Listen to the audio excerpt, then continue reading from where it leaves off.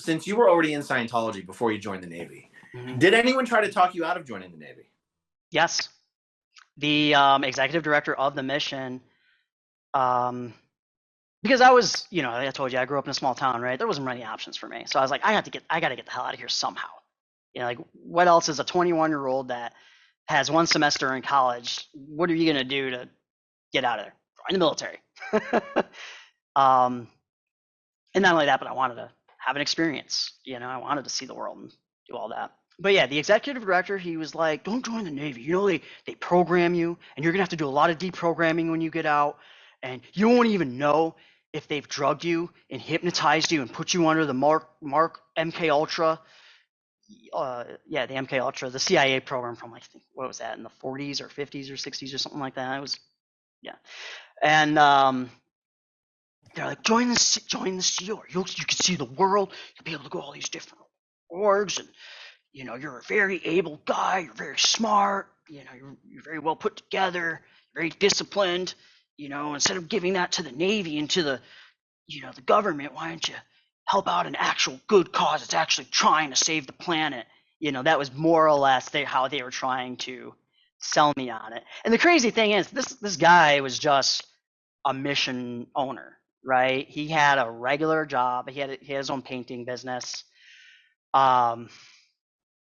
He wasn't a trained Sea Org recruiter or anything like that. But he was definitely trying to do that hard sell, basically, to me. Yeah, for sure. Yeah. But I made up my mind. I was like, nope, I'm joining the Navy. They weren't that happy about it. Yeah, it is so ironic that Scientology is so vehemently against any members joining the military. Government in general, actually. What's that? Just government in general. Working True. for the government in general, yeah. Well, true, but from my understanding. Well, the government is so broad. If someone were going to join the Department of Health and Human Services, I don't think Scientology would worry about them being PDH'd. Yeah, I'm sorry. I mean more like military, FBI, CIA, political office, that kind of thing. Anything to do with military or intelligence, especially IRS, is considered radioactive. Mm-hmm. And Hubbard has this idea, that the entire military industrial intelligence apparatus is out to get Scientology, and so they'll PDH someone, pain drug hypnosis, and create sleeper agents to go in and infiltrate and sabotage Scientology.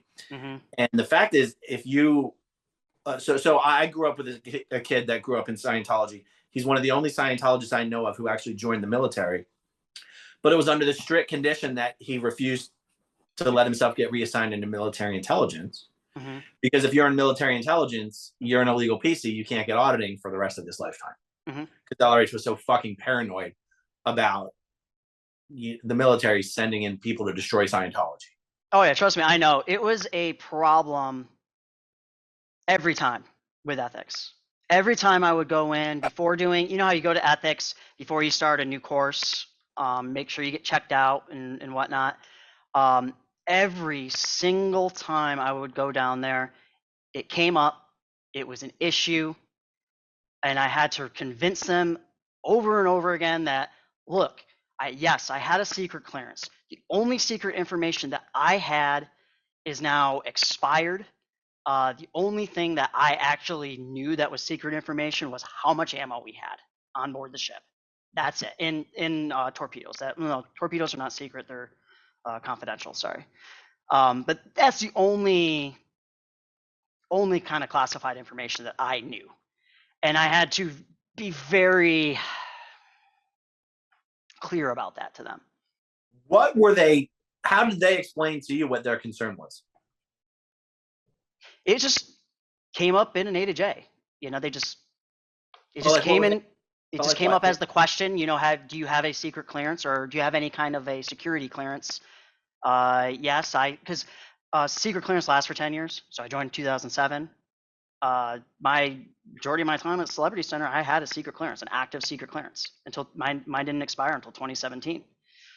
So that was also the big thing, because I had an active secret clearance. That was also an issue. It was also an issue that a couple of my friends were intelligence specialists. They really, really did not like that, and I had to be like, look, I just keep in touch with them. We keep it very short. I don't talk about Scientology. We just talk about the good old days in the Navy. It was a problem every single time, and I had to repeat myself over and over. They must have had a stack this big of just me saying the same freaking statement over and over Yeah. again. They were definitely. It definitely was a little suspicious to me. It's fucking weird, right? Yeah. I've seen it come up a million times because there's a lot of countries where the citizens have mandatory military service, including Israel. Mhm. And there's a lot of Israelis who are Scientologists, and this is an example of something that comes up, like you said, every single time a new CS looks at the folder or a new ethics officer gets on the lines, it's, oh my God, this person's a security threat. We need to get him out of here immediately. And then it's like, oh fuck, not again. And the ethics office was also kind of a revolving door there at Celebrity Center as well.